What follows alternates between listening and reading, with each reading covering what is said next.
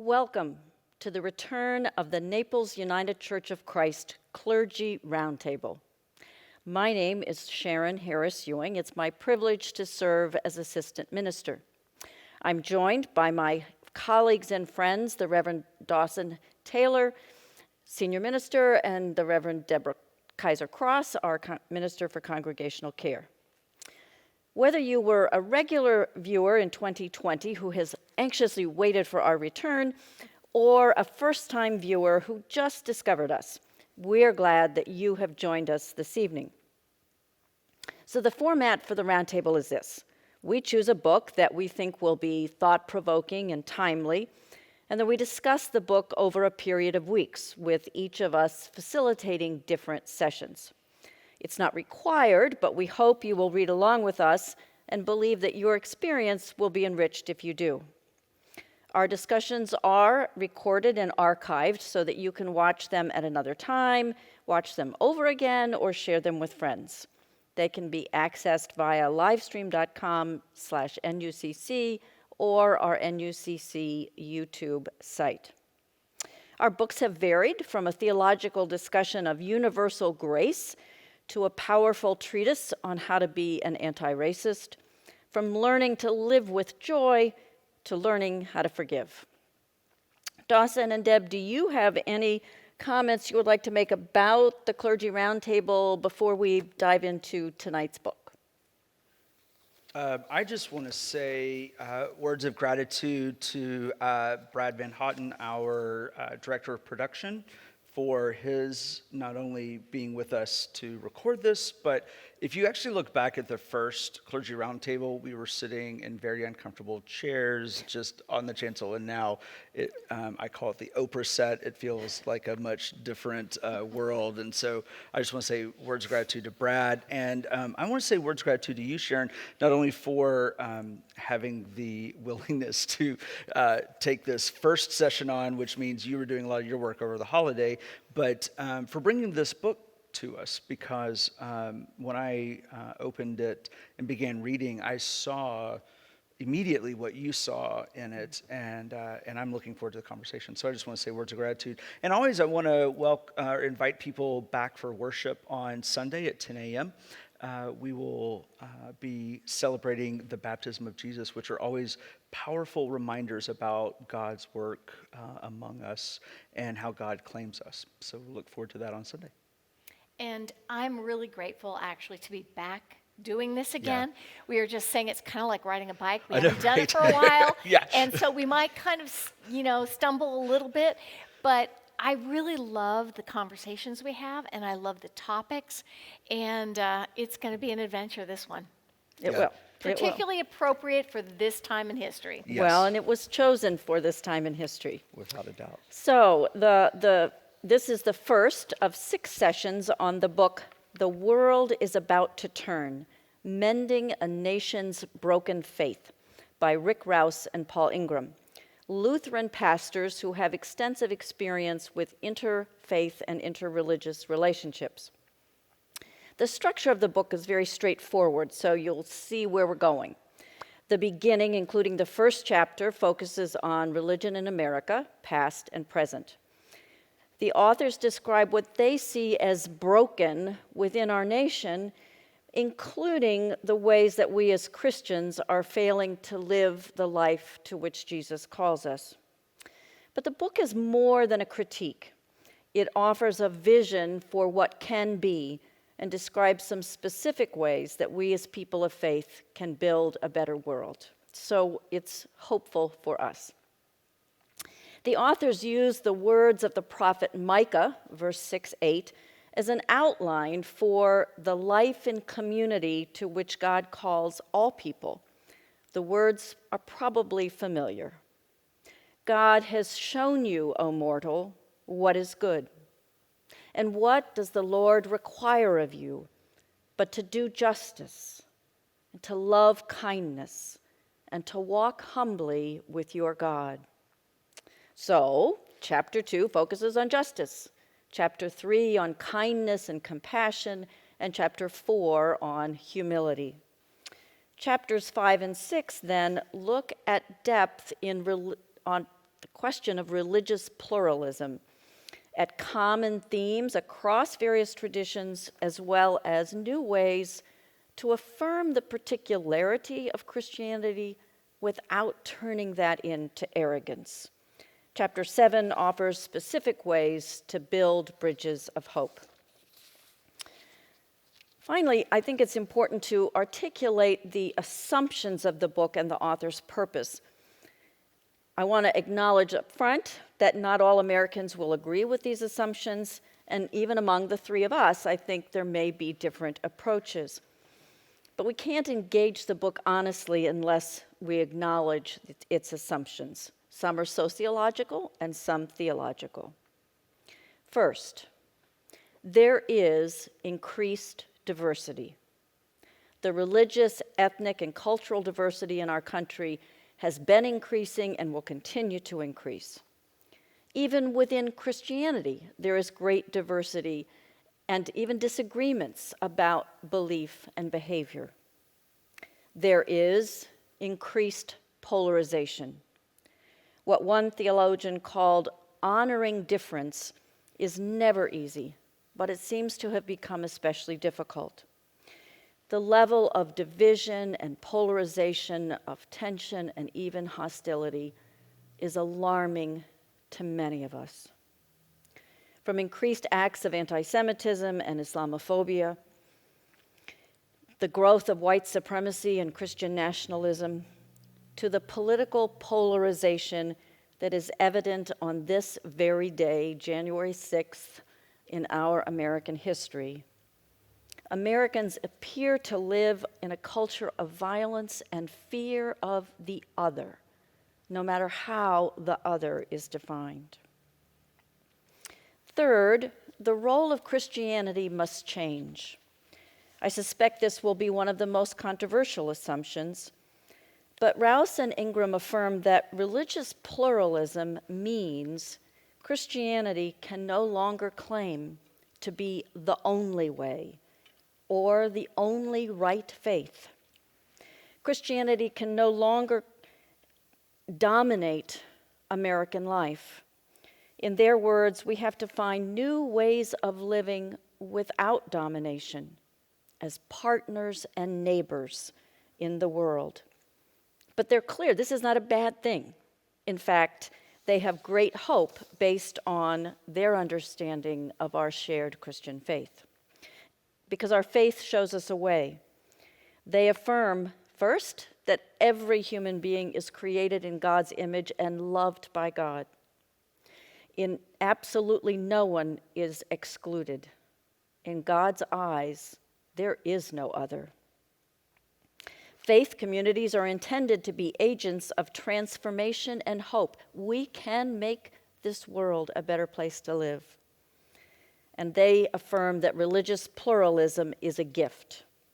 We can discover common values, embrace differences, and build bridges. So the purpose of the book is to answer the question, given the state that we're in, what they call our nation's broken faith, how does God intend for us to live together in the common life, to live well together? What does that look like, and how do we get there?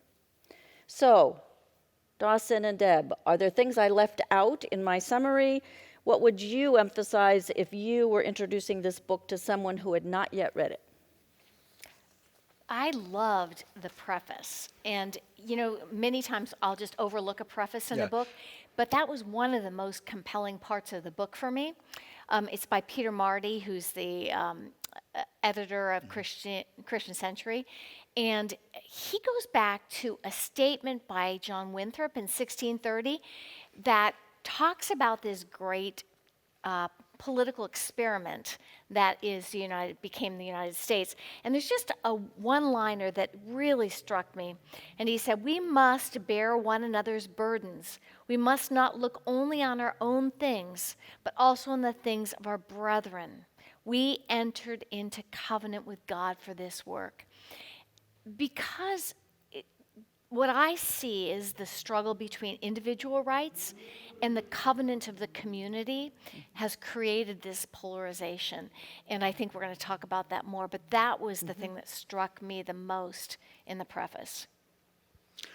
Yeah, I agree wholeheartedly with Deb. Interestingly, I was going to bring up the preface as well. I too often overlook prefaces. I am often out of town this first week of January at a gathering of senior ministers in the United Church of Christ, and Peter Marty was I was his dad. Martin Marty was our speaker 2 years ago at this event, and is just a well-respected voice in Christianity today, and is interestingly both a pastor in the Chicago area and also editor of the Christian Century. So he really has a foot in both worlds. And so when I saw his name on the preface, I thought, oh, I'm kind of curious what he says about this book. And so I was really impressed by his endorsement and by his summary of where we are as a nation.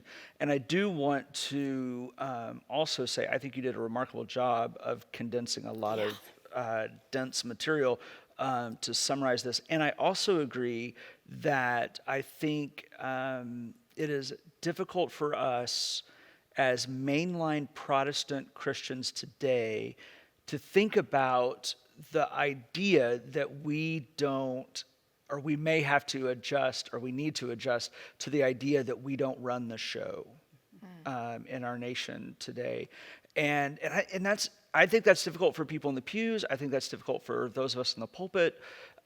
And I am eager for those conversations as we proceed in this book, because I know that that's a new idea, or a continued struggle for many of us. And we will talk more about it. Certainly, for all those who want to say we are a Christian nation, those two ideas butt up against each other very clearly when to say, well, Christianity can no longer dominate. So we're going to come back to that. What I really appreciate is your lifting up the positive approach going back to the 1600s, because as we, in just a minute, we'll talk about the first chapter, there's some really negative stuff that we have to deal with. Right. But to say that there were some positive voices a long time ago is encouraging. So, chapter 1, the failure of the American religious experiment. The authors state that there has always been a dark side of religion, and then discuss some specific historical trends that were manifestations of a dark side of Christianity, when Christians justified the harm they caused to others. And they focus on our American history. So, for example, they cite the doctrine of discovery, a concept of international law that gave Europeans the right to discover and occupy new territories, imposing their culture and religion, often Christianity, on the people already living there, people they viewed as uncivilized and pagan, and given few, if any, rights. The result in this country, for example, by 1890, only 248,000 Native Americans remained, down from an estimated 9 to 12 million in North America before the Europeans arrived. The authors talk briefly about slavery, making it clear that the racial divide and hierarchy that were created were not inevitable, but were a choice, socially constructed by legislatures, courts, and churches, a system that stripped blacks of the most basic of human rights. Slavery was long justified by parts of the church, as was segregation for many years after slavery was officially outlawed. And they describe manifest destiny, the belief that the U.S. had a God-given right to expand westward toward the Pacific. The problem is that the West was viewed as empty space to be filled, when in fact it was already inhabited by vast numbers of Native American tribes, as well as French and Spanish settlers. It was justified by the belief that America was destined to be a Christian nation. Certainly, the way the authors describe American history is different than what I learned in school many years ago. So, what did you think reading this section? How do you react to their description of how Christianity was used to hurt people in the founding of this country? I liked what I was taught in school a lot better. And, I think it was an honest look, and it reminded me, and I think I've talked about this before, either from the pulpit or in one of these sessions. It reminded me of when I was in college at a gathering, an ecumenical gathering, where Bishop Ken Carter, who, interestingly, his son is the Methodist bishop of the Florida Conference currently, preached a sermon where he talked about some of the worst things done to humanity have been done in the name of God. Mm-hmm. And I remember, so today is Epiphany. I remember that being an epiphany for me in the development of my faith, because I remember thinking that was such a radical statement, and it is a radical statement, but what an honest statement, because then he went on to talk about some of the things that the authors talk about: slavery, particularly the Crusades, and so he unpacked that statement. He didn't just leave it, but I do remember being, a relatively young, fairly impressionable college student and thinking, what could he possibly mean by that? And it was very, again, it was a significant spiritual epiphany for me. And I had similar reactions reading some of their history. And it was a good reminder about, again, how the church and the name of God have been used and misused, and especially in our country. Mm-hmm. As I reflected on it, I got the same history you guys did. And I remember reading that manifest destiny was a good thing. Mm-hmm. And it was always portrayed as a good thing.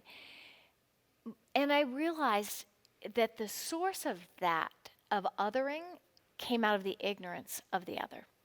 And that every time we have justified negative things to other people, it mostly came from our ignorance. We didn't bother to understand that there were other people inhabiting this land whose home it was. We just became very comfortable with othering those people. And then it became acceptable, because when you do that, when you make them less than, you can do whatever you want. And, I started questioning about the same time you did when I got to college, mm-hmm. and realized that there was another alternative history that mm-hmm. showed up in college textbooks that might not have been in my high school textbooks. But that's how it unfolded for me. And don't you think also the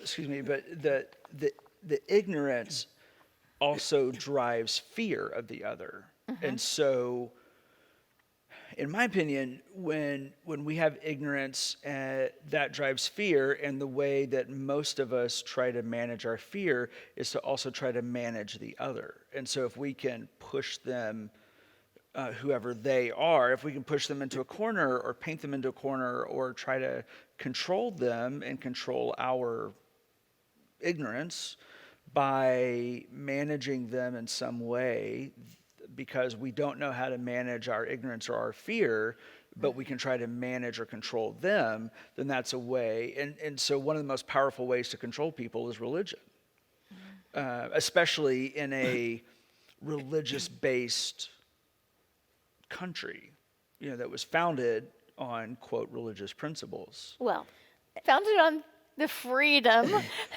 So we can go into the freedom of religion and why it came to be. I don't think it originally was that fact that they wanted a Christian nation. They just didn't want to be persecuted for being one of the unpopular sects of Christianity. Yeah. Right. And so I think what happened is, as soon as the unpopular sects, whether Quaker or congregational or whatever, showed up in this country, then suddenly they were in power, and then created a system where others could be persecuted for their religion. I mean, look at the Salem witch hunts. Anyway, we can go on. And we're going to come back to that notion of the origin of the freedoms. two things that come to my mind when we talk about ignorance. I guess part of me thinks that you're both being just a little bit charitable, because I think in addition to ignorance, and what allows us to remain ignorant, is a certain amount of arrogance. Oh, I don't have to get to know the other. It's not just that I don't know. I don't have to, because I'm good enough, I'm better. So it's not just an objective not knowing. It's a choice to not know because I don't need to. I would also say something that Deb alluded to a second ago that I think is connected to what you just said, Sharon, is that it's the cycle of oppression. When you have been oppressed and then you find yourself in power, then the question becomes, what do you do with that power? And I believe when you are oppressed, that you often think to yourself, when I get to power, I'm not going to act like those who are currently in power. But we have seen time and again that when oppressed people achieve freedom or achieve power, that they often take on the attributes of their oppressors. Mm-hmm. And so I agree that it is arrogance, but I also believe that there is this cycle of oppression. And it's not just an American idea, unfortunately, right. But it seems to be a human. Mm-hmm. South Africa has struggled with it. It's a sign of oppressed people globally. Yeah, the old adage.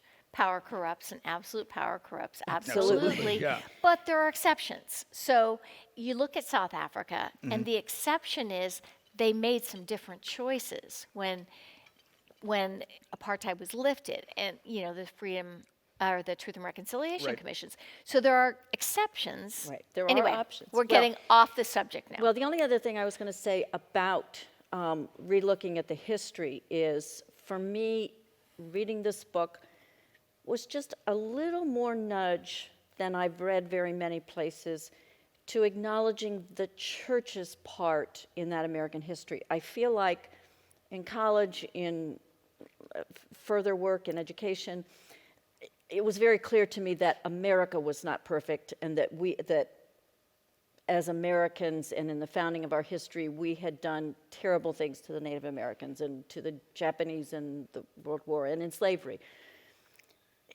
But acknowledging the extent to which the church was complicit in that, mm-hmm. and that part of it was specifically to civilize, which for many people meant to Christianize the other. That was like, okay, that hits closer to home in terms of, it's not just the broad sweep of those people, but it's our own history in terms of the church. And I just want to say, I would also argue that the church was not only complicit, but explicit. Yes. So people often don't either know or don't think about the fact that the reason that a lot of churches have balconies is for slaves. That was why churches built balconies. Sometimes it was about the efficiency of space, but it was often so that slaves came to church with their masters, and slaves sat in the balcony, and the white people of privilege and wealth and oppression sat on the main floor. And so, to me, that's not complicit, that's explicit. Right. That says that behavior is okay. Now, that's not why we have a balcony. Right. But we have it for efficiency of space. And it is an efficient use of space. But there, in the history of architecture, that is how often, that's why courtrooms sometimes have them, things like that. And then it was used, movie theaters, courtrooms in the South for, Jim Crow laws and things like that. And so, to me, the church has been explicit as well. That's true. But I'd like to point out, I'm going to be the positive person here. Fine, Deb. Because I went to a Quaker seminary, and part of my curriculum was the fact that Quakers stood against slavery from ultimately its beginning. There were always slave owners, but that church divided over slavery, much like Baptists did. Our Congregationalists have split over it. And so there were always those groups who challenged those assumptions. And I think I just want to be on that side Yeah. of history. And I want us to look at the whole of it all. Well, and I have to tell you just a quick story. Without details, when I was in seminary, had an experience in a church that was a very destructive church, psychologically extremely destructive to the people who are members of it. And I was there as an observer. And I went to a seminary professor, and I was just so appalled. I said, if that is what the church is, I want nothing to do with it. And because he was a psychologist as well as a theologian, he said, well, then maybe you don't belong. Which, of course, prompted me to say, but no, that is not what the church is about. But what he said to me, I will never forget, because he compared the power of the church to a drug. And he said the most powerful drugs that have the power to bring great healing and do great positive things are the same ones that have the power to destroy. And to think of the church as, we do have this incredible power for good. And there are abolitionists and civil rights people who died for the cause based on their religious faith. So it isn't an either or. No. But to recognize that the same power for good can be a power for harm and even evil. Yeah, I was at a socially distanced outdoor dinner on Sunday night with a small group of friends, and we were talking about the fact that the complex issues of our day can never be summarized in a slogan. You know, that we want to be able to do that, but we never can. And I feel like that's the complexity of issues like slavery, manifest destiny, things like that, that, it's easy to make broad generalizations and statements. So I do appreciate your optimism, because there are great people of faith who have stood who have minded the gaps, as the English would say, to protect, to defend, to make the difficult choices. Mm-hmm. There are people who have done horrible things in the name of God, but then I think our nation would be a different nation if it were not for people of faith. And so it is easy, I think, you can get sucked into one side or the other, but these are complex ideas, and faith and religion are complex ideas as well, and they should be. Like, when simple faith sometimes comes into complex situations, it can be a little scary, because you can get overwhelmed, although I've watched people with very simple faith be carried through difficult situations. But sometimes when, I think about televangelists today, when they have really simple ideas about complex problems, I get really nervous, and so I think about that with some of these ideas that we talk about. Yeah. Before I go on, do either of you want to add anything in terms of the doctrine of discovery or manifest destiny, and how those ideas may have contributed to the belief that some people have that America is God's chosen nation? Well, let's just put it this way. Anytime I see paternalistic leanings, I get really nervous. And I think the whole doctrine of discovery and manifest destiny have that paternalistic feel. We know better than you do what you need.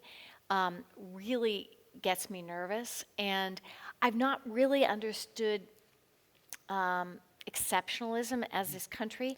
While I can see the beauty of it in terms of, our basic rights, I think only some of us have those basic rights. Not everyone does. And so we are a wonderful nation with great potential. It just hasn't extended to every human being. So, yeah. One of the things that I'm passionate about is the inclusion of women in the church. So I'm curious, Deb or Sharon, when you talk about the paternalism of that, do you feel like part of what drives that, especially with your Catholic background? I know you have a different background, having been grown up in a progressive Baptist tradition. But do you feel like some of that is driven by having to constantly work against the paternalistic, what I would deem the paternalistic edge of the church? Or is that just a part of how you have experienced some of the ideas? Well, Or is that an unfair I've been- question from a male? No, it's fine. I was reflecting on that Yeah. for our later questions, but because I felt like the other when I was ordained. When I You went were. through I mean, my there's no way. Yeah, when I went through my ordination process with a committee on ministry, there were 20 men and me. Yeah. They were asking me questions. How do you? I was 25 years old. It was an awful experience. I've got to be honest with you. And I remember having to justify myself as a woman in ministry for many years. I mean, that's long since gone, but I'd say the first 10 to 15 years, I'd have to do it biblically. I'd have to explain it to people. This is the first woman minister anyone had ever met, and I was the other.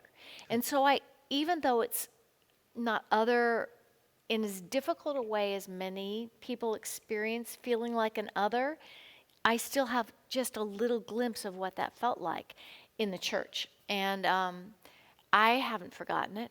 Yeah. My aunt, whom you have both met, you've gotten to meet. No, I'm sorry. Yeah. You will be able to. But she talks about that too. And she, even in the Methodist tradition, wore a clerical collar for a time because she no longer does, but she felt like she needed that physical presence, and I've done that as a gay man in certain settings. I don't often. I think I still have one in the back of my closet somewhere, but because I've needed that physical, like almost a boundary in a way. I mean, but yeah, I mean, I can see that. Does that resonate with you? Oh, I'm very much the I know that, yeah. same age, and we were Yeah. probably ordained in, I was 83? 83. Oh, Okay. I never knew that. So, and 80, I'm sorry. I was was ordained 83. in 80. I moved in 83, but certainly the first in my experience.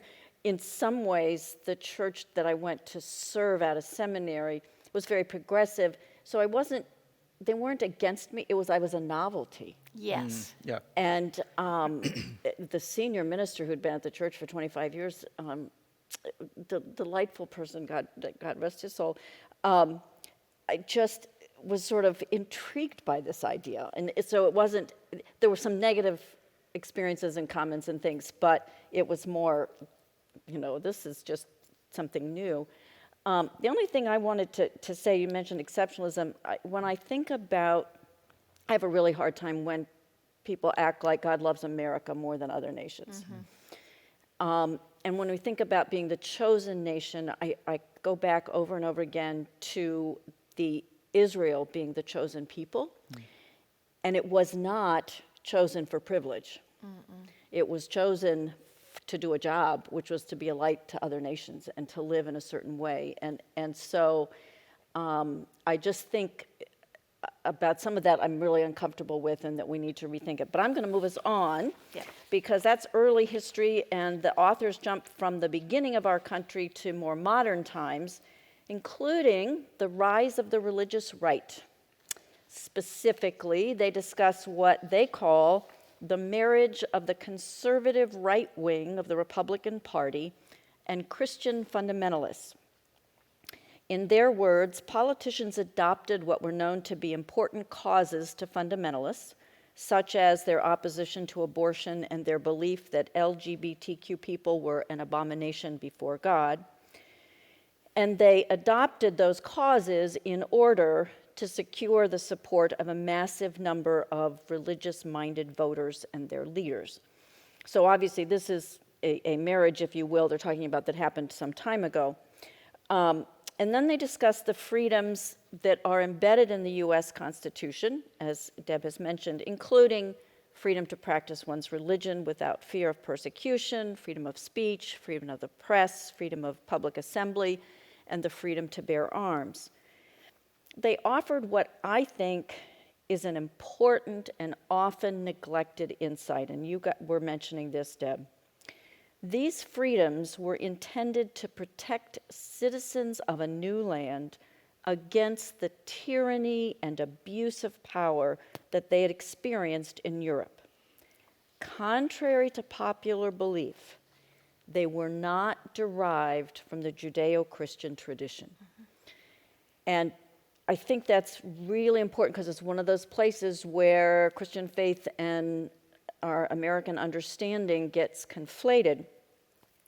Without naming it exactly, they provide examples of how the concept of religious freedom has been co-opted to mean that people have the freedom to harm others on the basis of their religion. So, based on religious freedom, individuals and businesses have been given the right to discriminate against those who believe differently, to deny birth control because it is against the business owner's religion, or to refuse to bake cakes or arrange flowers for a wedding because the couple is gay, and we could go on and on.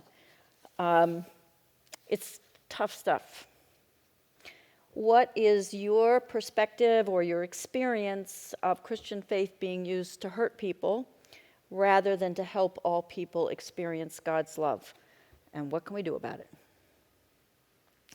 So I'm going to be the optimist in this. Well, I don't know that you're going to be pessimistic, but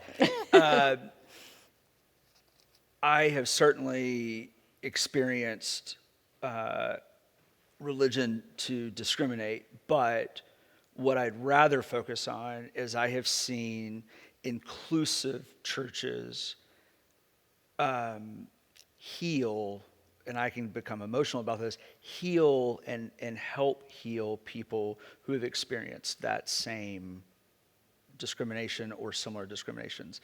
And I think specifically about this church and even with your pastors, and I almost sometimes wish we could record those, whether they're in person or the virtual ones that we've been doing in the last year, because, we get to hear these powerful stories about people talking about, I didn't know that there was a church where women were in leadership, or gay and lesbian people were welcomed and celebrated and also in leadership, or that, for me, simple ideas like, just because someone is divorced, they can be here, or things that I feel are very dated ideas, but people have experienced real discrimination in churches, and so I've just seen such power and healing and joy in that, and so I've seen religion used for such good,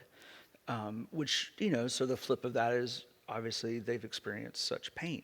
Mm-hmm. But I'd rather focus on the good that I see, particularly this church, do. Mm-hmm. And I'm just going to echo that, because as a therapist for many years, because I was in a faith-based church counseling center, I would get a lot of people who'd experienced what I would describe as spiritual abuse. That they were controlled in churches, they were told that they were not acceptable for any number of reasons. Yeah. You could, however it works out, divorced, gay, the wrong ethnic background, the wrong economic background, you name it, or being told as women to stay in abusive marriages. So I've seen all of that, and I've also seen the power of Christians to heal that. I was part of a retreat movement that I would see on a regular basis people bring all of that spiritual abuse to the weekend and being healed by the love of accepting Christians. So I'm with you on that. It's there, the spiritual abuse is there, but the healing is there too. Yeah. And I think your answers in terms of what do we do about it is what we've experienced here in both to live it and to live that acceptance and to preach it and to get that message out that all people are accepted, and that becomes a welcoming embrace for people who've been rejected by other church communities. I still don't know, and we'll get into just divisions within Christianity in a minute, what to do with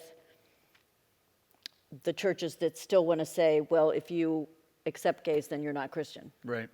Well, I think one of the things that, we talk about as a team, and I know that we spend a lot of energy on, is talking about the gift of authenticity, to talk about our own very human struggles, and the journeys that we've been on. And, and so to me, and I guess that implies that other people are being inauthentic in other churches, and it's really not my place to make that determination. But what I know is that when people talk about this church and other churches I've been a part of that are very inclusive, that is often, to me, if you will, the magic of a congregation. Like, that is authenticity, being very real about that. And to me, that's a hard understanding to pin down, but I do believe it's part of what a church that is working to be welcoming, inclusive, healing, that's what that's about. And I'll also add to it that I think when leaders are authentic and vulnerable, they invite an honest dialogue with people.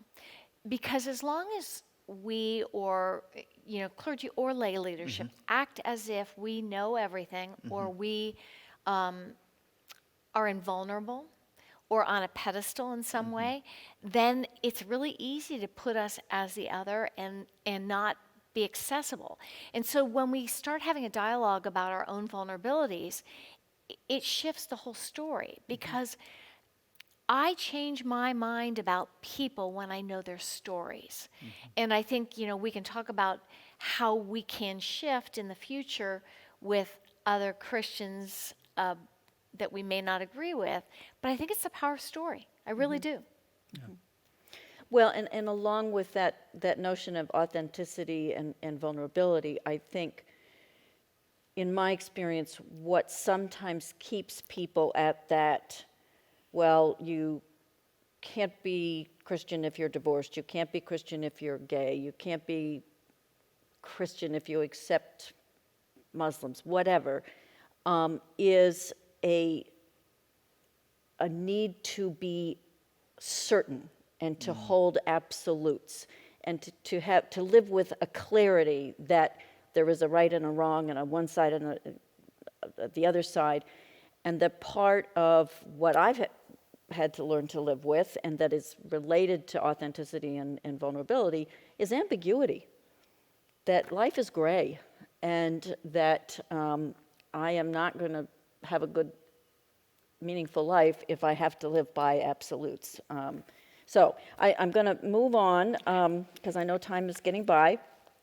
The authors suggest that Christianity itself, and we kind of have been getting ourselves there, is facing an identity crisis. Young people are shunning religion because they don't believe that today's religious organizations share their values. There's also a growing rift among those of the Christian tradition that's no longer primarily denominational, but between different paradigms. And Rouse and Ingram describe the paradigms as either a belief-centered way of being Christian or a transformational-centered way of being Christian. And if you have to use conventional labels, they would say between conservative and progressive Christians. We say that we are a traditional church for progressive people.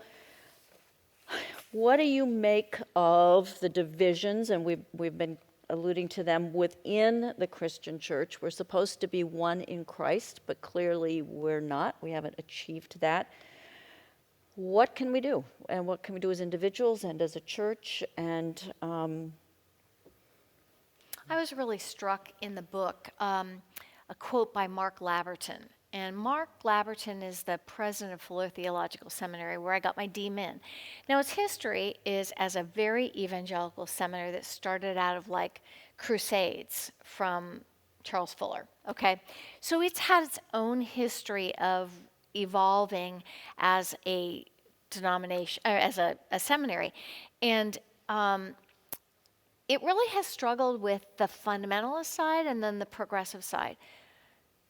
moving much more into the progressive. And this is what he said about evangelicalism on page 11 in the book.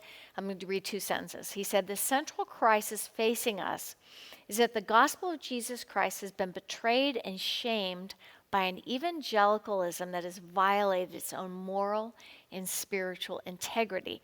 And then he goes on, he said, "Despite deep gospel confidence and rhetoric, evangelicalism has become long wedded to devastating social self-interest that defends the dominant culture over against that of the gospel's command to love the other as ourselves." And I don't think I've ever been more proud of being a graduate of that program, because he's just naming what has happened with evangelicals being wedded to the Christian right and selling their soul. Okay, you're just hearing it, selling their souls for the sake of political power. And that's really where it's gone for me. So to make sure I understand what you're saying, Deb, is, well, tied to where I think so often we misrepresent, is I believe there's a very distinct difference between evangelicals and the Christian right. But I believe through the media, through perhaps laziness of language or understanding, that we believe that those are one and the same when they are not. You're not. And so I do think there is a strong evangelical movement. It's small, in my opinion, but it's strong. But it is not the Christian right. Is that Absolutely. Yeah. I Okay. would say that there are evangelicals who are progressive Oh, in their without a theology. doubt. And Yeah. I think And actually, that's excuse me for the interruption, but Yeah. people are often unaware that that is actually a rapidly growing group of people. especially with millennials. Yes, And, huge. and people Huge. who have rejected institutional Christianity and the fundamentalist and the Christian right part of it are embracing that whole evangelical progressive theology. And it's booming. Yeah. I don't think people realize that because No, they're not on the news. Right, and again, I think in part people don't recognize it because of that, as you said, wedding or marriage of the language, and we do need to divorce and separate those terms out, because it is a significantly and rapidly growing sect within Christianity. But it's, in my opinion, it's kind of exciting to watch, because it is a way that millennials are connecting to the church. It may not be the way that many of us grew up in the church, but that's okay, because at least there's a relationship with God, with Jesus, and the church in ways that there haven't been. And it's much more Jesus-centered than Yes, it is. church-centered. And I think they are rediscovering the way of Jesus, which I think these authors are pushing us towards. Yeah. The other thing I would say, I think it's not only that we conflate the religious right and evangelicals, I think evangelicals themselves are mixed. Yeah. And that there are people who would call themselves evangelical and be very conservative, and there are evangelicals who would call themselves evangelical and be much more progressive, so that there isn't even a uniform identity or theology. I taught at a school that was considered evangelical, and among the faculty, I can tell you that at one point there was a woman, she's no longer there, but when I was there, who I'm sure that I was on my way to hell as quickly as possible. And then there were other people across the theological spectrum who would define their understanding of evangelicalism in many different ways. The other thing I just have to share, Deb, because we haven't had this conversation, but talking about early ministry as women in ministry, in the church in Beverly, Massachusetts, where I served on the staff, we were in the shadow of Gordon Conwell Theological Seminary, conservative seminary. Very conservative. And we had people sometimes visit us who would try to tell us what we were doing wrong, and it was kind of like, well, we think it's okay, so if you would like to find a place you fit better, that's okay. But one of the greatest gifts God has given me is in that congregation was a family He was a professor of New Testament at Gordon Conwell, and she was an active Christian leader, and they were the absolute most supportive of women in ministry you could imagine. And they would sit right in the front pew, and when I would preach, they would just nod their heads like, we are right with you. And I say this in part because David Scholler, who's no longer with us, his wife, I still hear from at Christmas, went from Gordon Conwell to Fuller and taught New Testament there.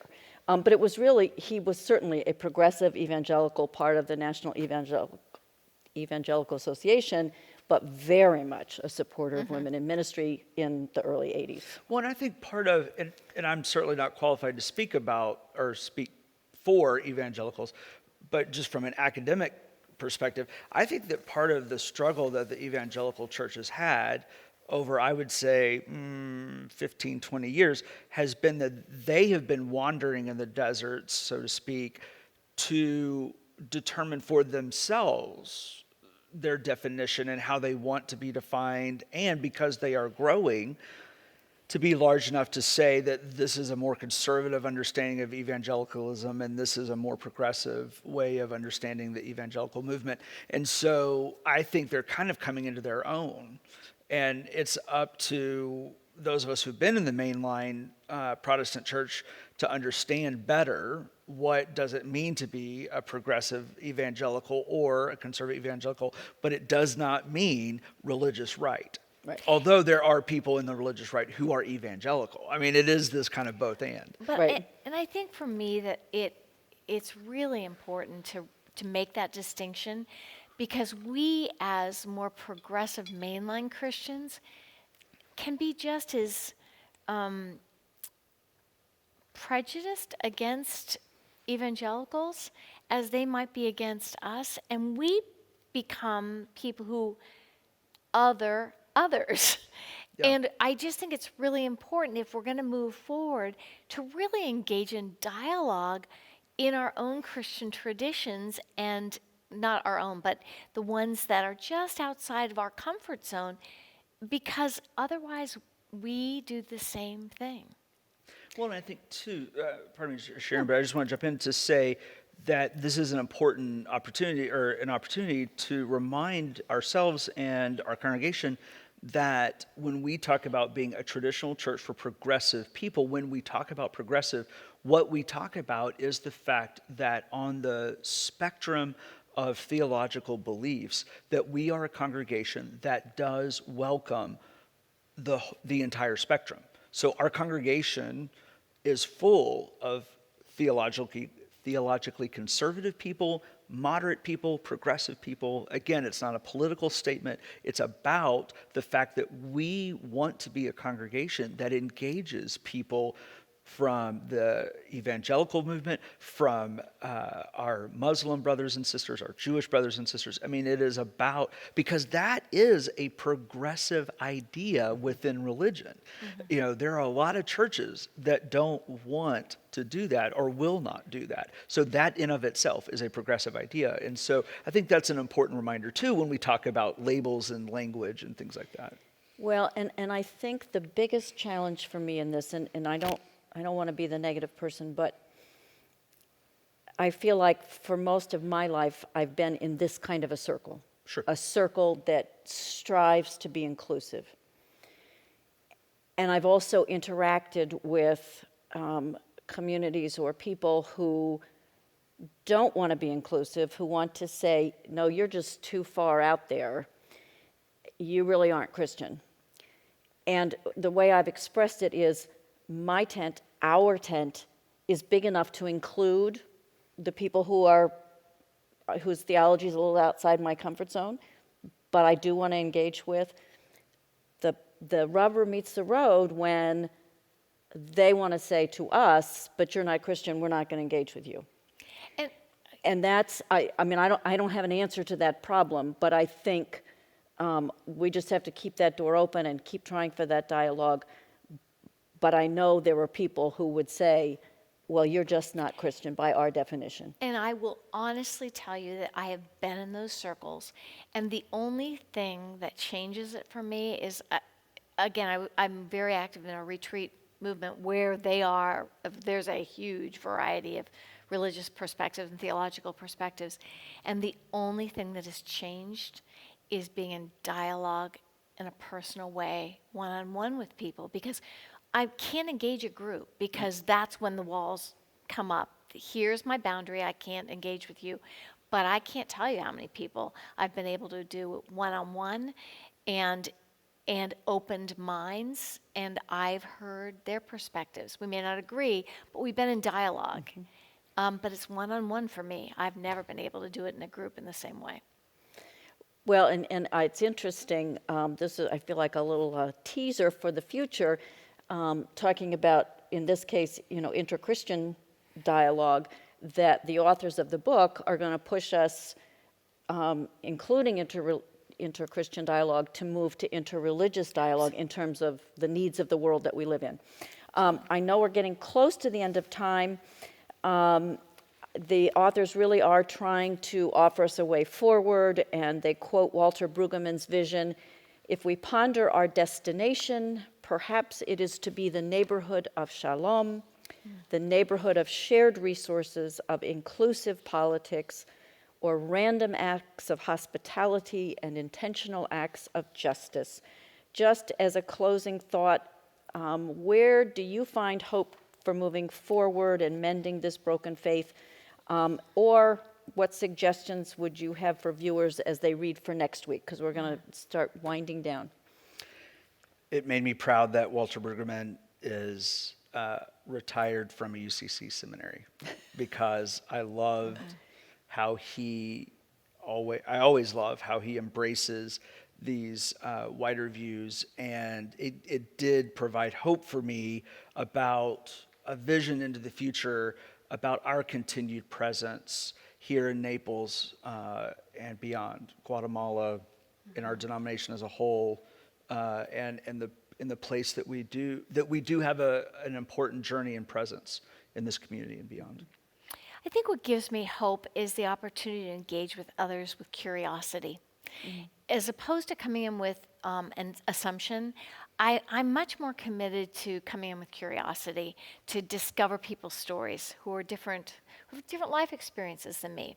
And the second thing is that I came away with is a commitment to engage in organizations that are working for community good with different people. Because I do think when you work side by side with someone of different theological perspectives, it really just doesn't matter. And I think about Habitat or Harry Chapin. I can stand right next to someone with whom I have complete theological differences, but we're human beings serving this world in the name of Christ. So that's where I am with it. Well, I think about the organizations that the Board of Mission and Outreach granted to in Immokalee, and I'm just so proud and so grateful for the great work of BOMO, because as people will see in later this month when we celebrate those grants more intentionally, just the tremendous impact that makes in people who do not look like us, have same views, things like that. It just makes me grateful. Dawson, you're on next week for We are, chapter chapter 2. Anything you want to say as we think ahead? Well, I just think about the fact that I think these authors really do raise important questions for us to continue to think about in dialogue through. Even if you're not reading along with us, I think you will find tremendous depth in the conversation. But I really hope you are reading with us. And again, you will find in the e-blast a link to order the book from Amazon. And I hope that even if you haven't read it, it's easy reading, and I hope that you will order the book and join along, because it raises some great conversations. Well, as I said at the outset, it's important to me that, and I think it is in our choice of this book, that it is a hope-filled book, that as important as it is to identify the brokenness, that to be offered some things to think about, and in a very broad perspective is very hopeful to me, and I look forward to our conversations. What I would like to do Can we also, sorry, I forgot to thank Wendy for helping get us ready and again, making everything look so nice. So Wendy Gaillard, who is executive assistant to this team, I just want to say thank you as well. So my apologies for That's all interruption. right. You always know that there are people behind the scenes who Yes. make it happen, and Yeah. we appreciate them. And our tech person, Brad, is not behind the scenes. He's right in front Yeah, of us. exactly. So we thank you, Brad, and Wendy. I want to end with this note about the book. The title of the book, The World is About to Turn, comes from the Canticle of the Turning by hymn writer Rory Cooney. It's based on the Song of Mary, the Magnificat, from Luke 1:46 to 55. I think it's really fitting that we should take up the theme of these verses immediately following our celebration of Christ's birth. Mary described what the Mighty One had done for her, scattering the proud and lifting up the lowly. Similarly, the hymn suggests that the world is about to turn, to undergo transformation as God's mercy and justice break into history.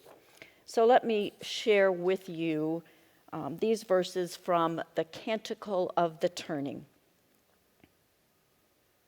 Though I am small, my God, you work great things in me, and your mercy will last from the depths of the past to the end of the age to be.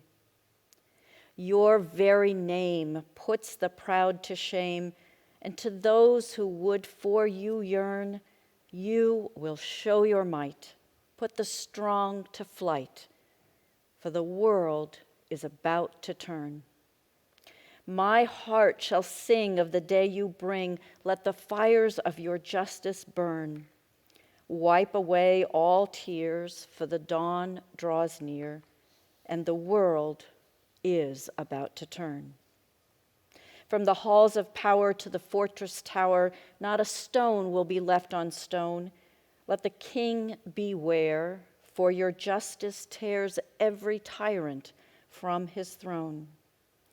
The hungry poor shall weep no more for the food they earn. There are tables spread, every mouth be fed, for the world is about to turn. Thank you. Good night. We hope to see you again next week.